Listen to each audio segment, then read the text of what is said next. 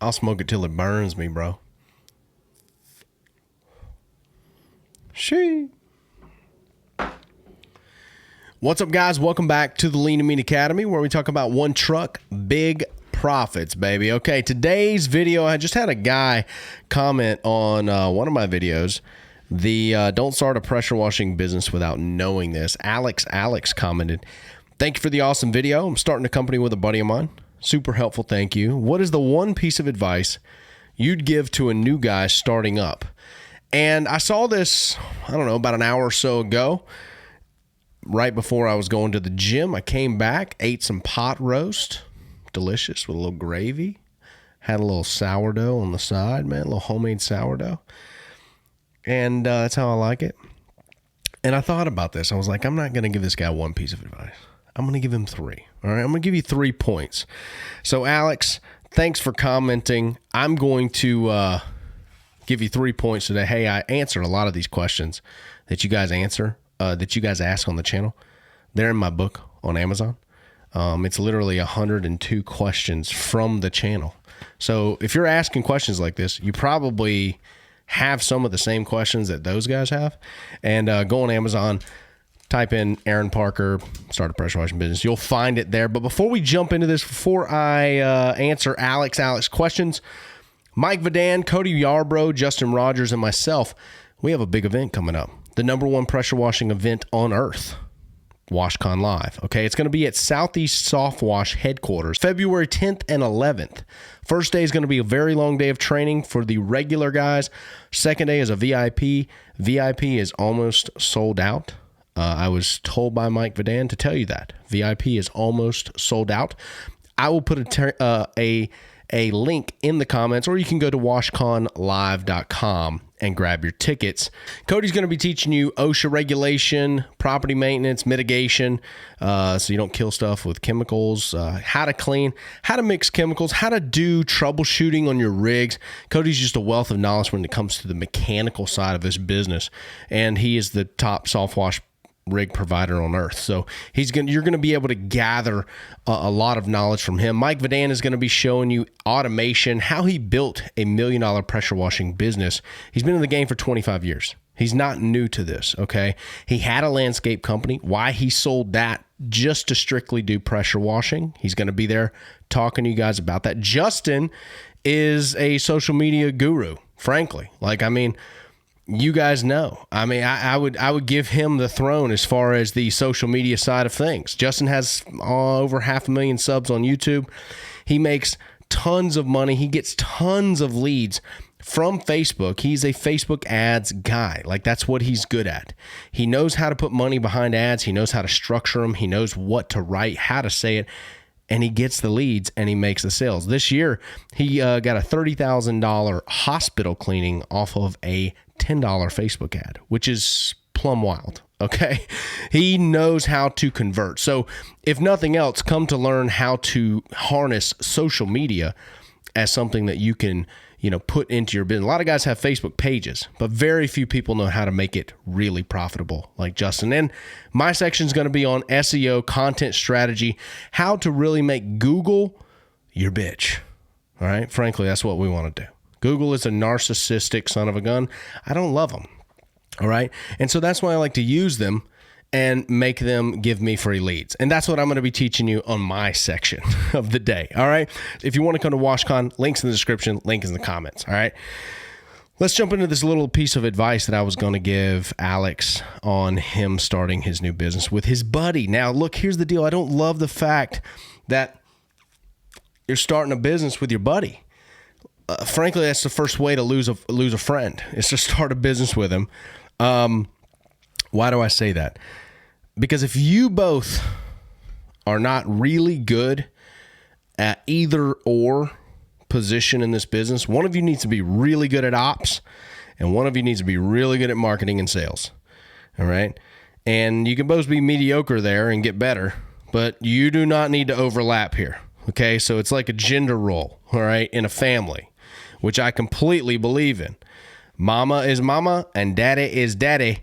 And they have 2 different roles in the home. Both very important, but both very different, okay? They work together with synergy. ops guy, marketing, sales guy. Okay. But if you're both sales guys, who's running the ops? You got shit running around out there like a chicken with its head cut off. Okay. If you're both ops guys, who is making the sales? So that's my first piece of kind of warning, if you will. If he's not that and you're both the same dude, you need to watch out. Here's my 3 pieces of advice. You asked for 1, I'm going to give you 3. Always undersell, over deliver. My first piece is your first metric that you're going to focus on in your business is only this: IPA. You say, Aaron, what is IPA?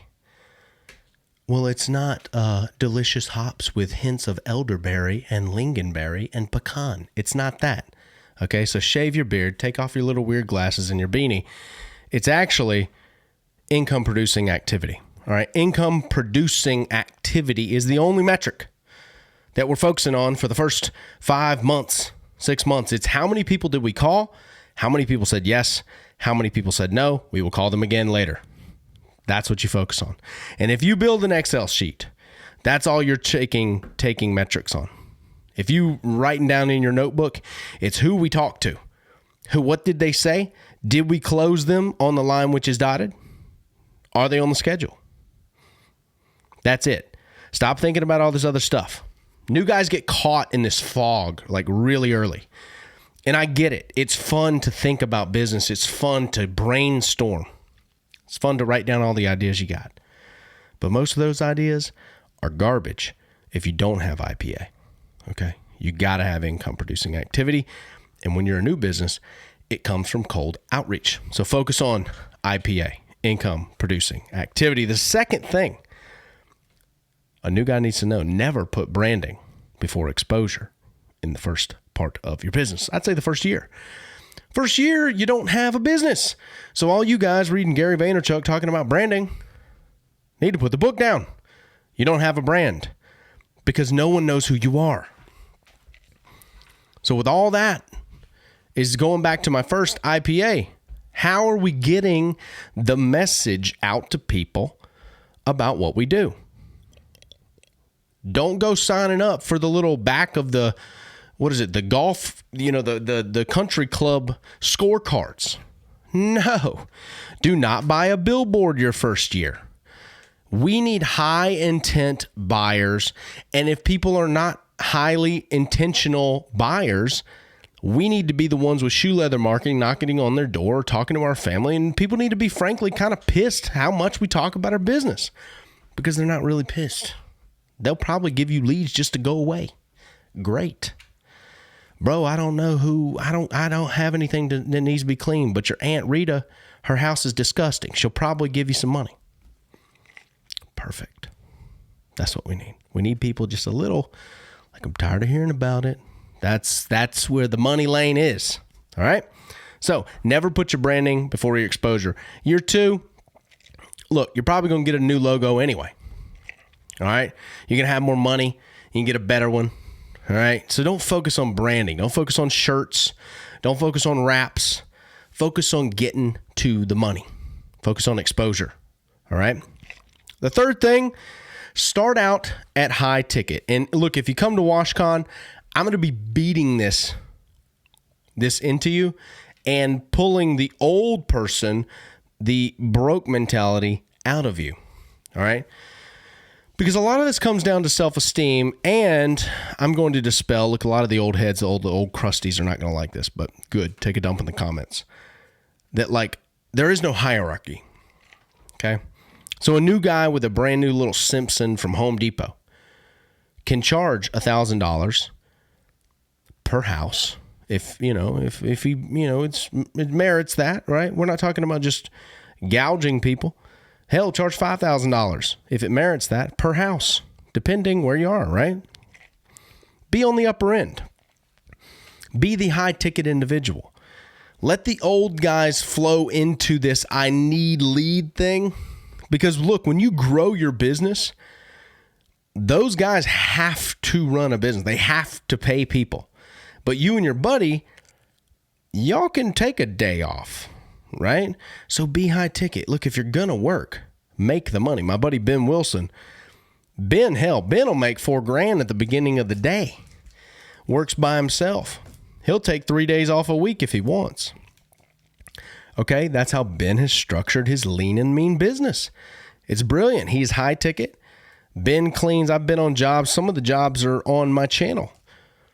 Ben cleans $5,000 houses all the time. Y'all think it's foreign. It ain't foreign. That's like 3 to 5, 6,000. Like Ben's cranking those kind of numbers by himself. Okay, so it's a self-esteem situation. That's all it is. And so maybe I can tell you to start off at high ticket, get the low ticket nonsense, or I got to start off at $100 because I'm brand new. No, you don't. Come to Washcon, take one of our courses, learn how to do it properly. Okay, because if you're gonna charge like I'm telling you to charge, here's what you owe me. You owe me excellence on that job. You don't owe the customer the integrity. You owe the excellence of the job the integrity. The customer could be on drugs. They could be on antidepressants. They're just rich, right? So if they get off their medication, they're nuts, right? Don't let the customers, you don't owe them the integrity. You owe excellence to the craft. You owe excellence to the job, to the skill, to the maintaining of their property, to not dragging hoses over their newly planted lilies, to not spraying bleach all over their boxwoods. Okay? That's what you owe the market. And if you're willing to do that, you can charge the upper end, because I'm going to tell you, the barrier to entry to this business is very low. Crackheads can get started in this business. They can. They can. Okay? You don't have to have a certification or a training like HVAC and some of these other businesses. You don't.